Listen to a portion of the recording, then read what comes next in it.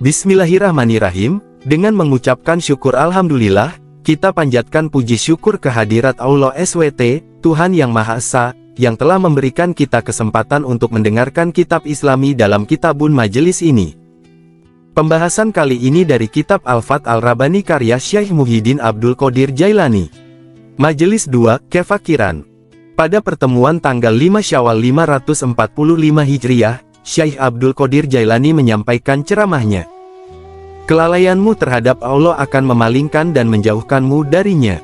Kembalilah dari kelalaian itu, sebelum engkau dipukul, dihinakan, dan didatangkan kepadamu ular yang menggigit serta kalajengking yang menyengat. Jika engkau belum merasakan kepedihan itu, jangan merasa senang terlebih dahulu, sebab itu hanya sementara.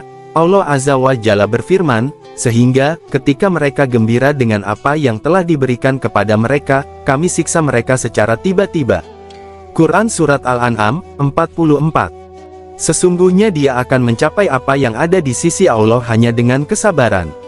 Oleh karena itu, Allah mempertegas perintah untuk bersabar. Kefakiran dan kesabaran tidak dapat beriringan kecuali pada orang yang benar-benar beriman. Orang-orang mukmin yang dikasihi, jika diuji mereka akan bersabar. Mereka akan mendapat petunjuk untuk melakukan kebajikan di dalam ujian yang menimpanya. Mereka bersabar atas apa yang baru menimpanya dari Tuhannya. Jika tanpa kesabaran, pasti kalian tidak akan menyaksikanku berada di antara kalian. Membuat sebuah jaring untuk menangkap seekor burung. Menunggu dari satu malam ke malam berikutnya dengan membelalakan mataku dan melangkahkan kakiku di siang hari sehingga mata serta kakiku merasa lelah. Seperti itulah aku berdiri di hadapan kalian hanya untuk kemaslahatan kalian, sementara kalian tidak mengetahuinya. Jika tidak karena Allah Azza wa Jalla, maka apakah orang berakal akan berdiam di sebuah negeri yang penghuninya telah diselimuti oleh riya, nifak, kezaliman, banyak memakan yang syubhat bahkan yang haram, dan kekufuran telah merajalela. Banyak sekali orang jompo di rumahnya, orang bertakwa sibuk di tokonya, kaum zindik yaitu orang yang menyembunyikan kekufuran menampakkan keimanan dengan botol minuman kerasnya, sedangkan orang-orang yang baik hanya duduk saja di kursinya. Jika tidak ada ketentuan dan etika, pastilah aku akan menyebutkan apa yang ada dan terjadi di rumah-rumah kalian. Tetapi aku memiliki pondasi untuk mendirikan bangunan di atasnya. Aku mempunyai generasi penerus yang membutuhkan pendidikan. Jika aku menyingkap apa yang ada padaku, maka itu akan menjadi penyebab terpisahnya aku dengan kalian. Dalam hal ini aku membutuhkan kekuatan para nabi dan para rasul. Aku membutuhkan kesabarannya orang terdahulu sejak Nabi Adam AS. Sampai zamanku kini, aku membutuhkan kekuatan Rabbaniyah. Ya Allah anugerahkan padaku, kelembutan, pertolongan serta ridhamu. Amin. Wahai manusia, kalian tidak diciptakan kekal di dunia, tidak pula untuk bersenang-senang di dalamnya. Oleh karena itu, ubahlah keburukan yang ada pada dirimu. Engkau menjadi kuat dengan taat kepadanya, yaitu dengan kalimat thayyibah, La ilaha illallah Muhammadur Rasulullah.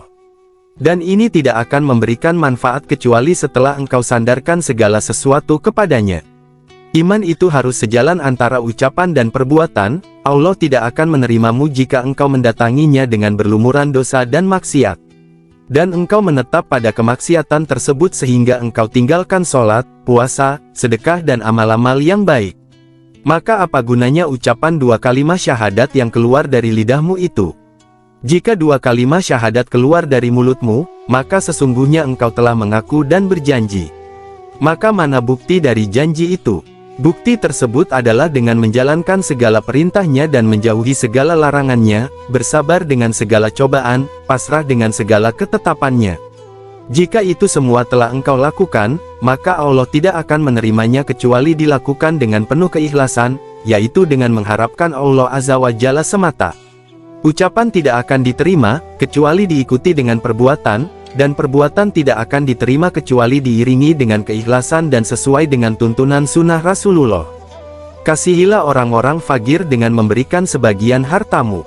Jangan menolak dan mengusir peminta-minta, sementara engkau sanggup memberikan sesuatu baik sedikit ataupun banyak.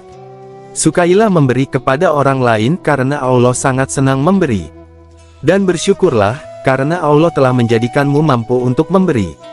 Celakalah jika engkau menolak peminta-minta, sementara peminta-minta itu adalah hadiah dari Allah dan engkau mampu untuk memberinya. Bagaimana engkau akan menolak hadiah dari yang memberikan hadiah? Menurutku, pendengaran dan tangisan sangat berhubungan. Jika ada orang fakir datang dan bercerita kepadamu sehingga menyentuh hatimu, tunjukkanlah tangisanmu dan perhatianmu, selama itu dilakukan karena Allah Azza wa Jalla. Pada awalnya, pendengaran itu dengan bagian terdalam jiwa, lalu dengan hati kemudian diikuti oleh anggota tubuh seperti menangis dengan berbagai kebaikan. Jika engkau hendak mendatangiku, datanglah. Dan engkau harus menutup rapat ilmumu, amalmu, lisanmu, asal-usul nasabmu, kemuliaanmu dengan menutup ingatanmu tentang harta dan keluargamu. Berdirilah di hadapanku dengan mengosongkan hati, kecuali diisi oleh keberadaan Allah Al-Haq, sehingga Dia akan memenuhimu dengan keutamaannya, kedekatan serta anugerahnya. Jika engkau melakukan itu pada saat engkau datang padaku, sungguh engkau seperti seekor burung yang pergi di pagi hari dengan perut yang kosong, dan pulang di sore hari dengan perut yang kenyang. Yakni hatimu akan dipenuhi oleh nurullah cahaya Allah. Nabi Muhammad Sallallahu Alaihi Wasallam bersabda, waspadalah dengan firasat orang mukmin, sesungguhnya dia melihat dengan cahaya Allah Azza wa Jalla. Wahai orang-orang fasik, hati-hatilah terhadap orang mukmin. Jangan datang kepadanya ketika kamu dilumuri oleh kekotoran dan kemaksiatan. Sesungguhnya dia memandang dengan cahaya Allah Azza wa Jalla. Dia dapat melihat apa yang ada pada dirimu, kemusyrikanmu, kemunafikanmu, pengkhianatan yang tersembunyi di balik pakaian palsumu. Dia akan menemukan ketercemaran dalam hatimu. Orang yang dipandang olehnya tidak akan beruntung, dia tidak akan memperoleh keberuntungan. Kamu adalah orang yang termasuk hawas gila pikirannya, maka temanmu pun adalah orang-orang yang sepertimu juga. Seseorang bertanya, sampai kapan kebutaan ini akan berlangsung? Jawabnya adalah, sampai datang padanya seorang tabib, yang kemudian meletakkan bantal di balik kepalanya, lalu memperbaiki prasangka burukmu, sehingga hilang tuduhan burukmu terhadapnya. Lalu engkau membawa anak-anakmu dan duduk di ambang pintunya lalu engkau mau merasakan pahitnya obat yang diberi. Maka ketika kebutaan tersebut telah sirna, tunduk patuhlah engkau pada Allah Azza wa Jalla. Kemudian sampaikan segala kebutuhanmu padanya. Tutuplah pintu yang membuka peluang masuknya makhluk dalam hatimu. Dan bukakanlah pintu yang mendekatkan dirimu dengannya. Akui segala dosa, mohon ampunlah atas segala kelalaian yang telah engkau perbuat, kemudian yakinilah bahwa tidak ada kemadaratan dan tidak ada kemanfaatan, tidak ada yang dapat memberi dan tidak ada yang dapat menolak sesuatu kecuali Allah Azza wa Jalla. Tatkala kebutaan di dalam hatimu telah sirna, maka pandangan mata lahir pun akan tergerakkan. Wahai muridku, kasarnya pakaianmu dan kerasnya makananmu, bukan merupakan yang hal penting. Yang terpenting bagimu adalah zuhudnya hatimu. Yang pertama dikenakan orang yang sidik benar hatinya, adalah pakaian untuk batinnya, baru kemudian memikirkan lahiriahnya. Maka pertama-tama dia akan membungkus bagian terdalam jiwanya dengan pakaian, kemudian hatinya, kemudian dirinya dan baru dia akan membungkus anggota badannya. Sehingga apabila semuanya merupakan pakaian yang kasar, akan datang padanya tangan kelembutan, tangan kasih sayang yang akan mengubah semuanya. Pada akhirnya akan lepaslah pakaiannya yang lusuh dan kelam, lalu berganti dengan pakaian kebahagiaan. Kegetiran akan menjadi kenikmatan, kesedihan akan menjadi keceriaan, ketakutan akan menjadi ketentraman, yang asalnya jauh akan menjadi dekat dan kefakiran akan berubah menjadi serba berkecukupan. Wahai muridku, engkau dapat meraih setiap bagian hanya dengan tangan zuhud, bukan dengan tangan keinginan. Tidak selama yang makan sambil menangis sama seperti yang makan sambil tertawa. Ambillah setiap bagian tersebut, dan tetapkanlah hatimu bersama Allah Al-Haq. Dengan perbuatan itu, sesungguhnya engkau telah selamat dari keburukannya. Jika engkau dapat makan dari pekerjaan sebagai tabib, maka itu lebih baik daripada engkau makan dari sesuatu yang tidak engkau ketahui asal-usulnya. Betapa keras hati kalian, amanat yang ada dalam hatimu telah hilang. Kasih sayang telah sirna, hukum syariat tidak lagi dijalankan. Kalian telah meninggalkan dan mengkhianati amanat yang dibebankan kepada kalian. Celakalah! Jika tidak menjaga amanat, akan turun air yang menyirami kedua mata kalian, dan tali yang akan mengikat tangan dan kaki kalian. Kemudian pintu rahmat Allah akan tertutup, dan akan disematkan sikap keras pada hati kalian sehingga akan menghalangi datangnya anugerah kepadamu. Peliharalah kepala kalian dengan pemeliharaan Tuhanmu. Sesungguhnya siksaannya sangat keras dan pedih. Siksaannya akan merenggut ketenanganmu, ketentraman serta kegembiraan hari-harimu, dan akan menghancurkan perilaku kufurmu.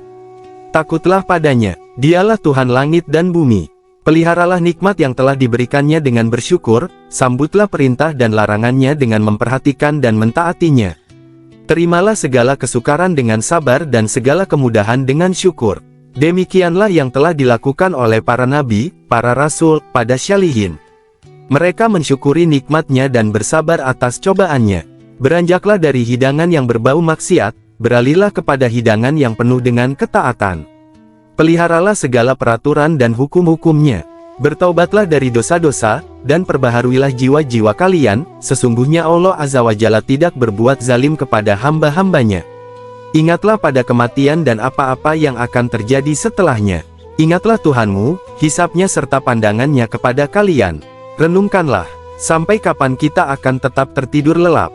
Sampai kapan kebodohan dan kebatilan ini akan berlangsung? Sampai kapan kita akan terus bergelimang dengan hawa nafsu dan syahwat?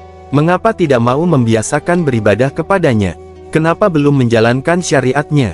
Kenapa tidak menjalankan budi pekerti yang sesuai dengan tuntunan Al-Quran dan Sunnah?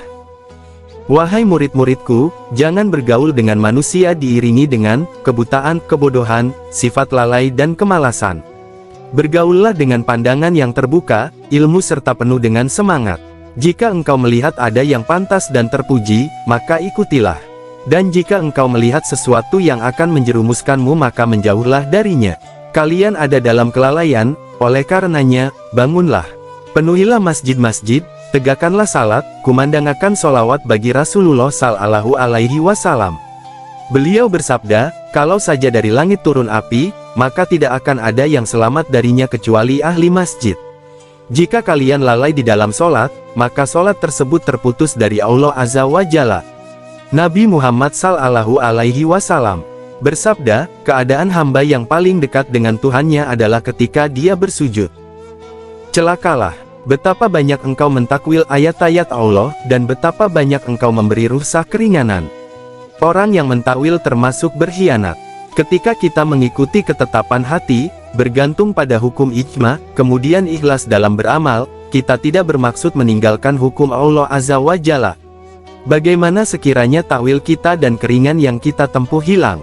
Zaman sekarang adalah zaman rukhsah, bukan masanya lagi mengikuti ketetapan hati, zaman yang dipenuhi dengan sifat riya, nifak dan perampasan harta dengan jalan yang tidak benar. Banyak orang yang melakukan sholat, beribadah puasa, melaksanakan ibadah haji, berbuat kebajikan bukan karena Allah. Sebagian besar alam ini telah terperangkap menuju makhluk, tidak menuju Khalik pencipta. Hati kalian telah mati, sedangkan nafsu syahwat telah menguasai dan hidup di dalamnya, sehingga kalian mencari kesenangan dunia. Ingat, hidupnya hati itu adalah dengan melepaskan diri dari pengaruh makhluk, dan kembali bersama Al-Haq Azza wa Jalla secara maknawi yang hakiki, bukan hanya tampilan muka belaka. Hidupnya hati adalah dengan menjalankan seluruh perintahnya, dan menjauhi segala larangannya. Sabar atas ujiannya, dan rela dengan segala ketetapannya. Wahai muridku, terimalah segala takdirnya, lalu tegaklah berdiri bersamanya. Perintah yang dilakukan itu membutuhkan dasar pondasi, kemudian harus didirikan bangunan di atasnya. Maka istiqamahlah di dalam mengerjakan perintah tersebut dalam setiap waktu, baik di waktu siang maupun di waktu malam. Celakalah, engkau mentafakuri urusanmu. Tafakur adalah amalan hati. Jika engkau mendapati kebaikan dari tafakur tersebut, maka bersyukurlah kepada Allah Subhanahu wa Ta'ala. Dan jika engkau mendapatinya sebagai sebuah keburukan, maka bertaubatlah. Maka itu akan menghidupkan agamamu dan membinasakan setan yang ada pada dirimu. Oleh karena itu, dijelaskan, berpikir tafakur sejenak, lebih baik daripada berdiri sepanjang malam. Wahai umat Nabi Muhammad, bersyukurlah kepada Allah Azza wa Jalla. Allah telah memberikan keringanan dalam amalan kalian, berbeda dengan amalan orang-orang terdahulu sebelum kalian. Kalian adalah umat akhir zaman, tetapi kalian adalah umat yang pertama di akhirat nanti. Jika kalian telah baik, maka tidak ada umat yang lebih baik dari kalian. Kalian adalah pemimpin, dan umat yang lain adalah pengikut.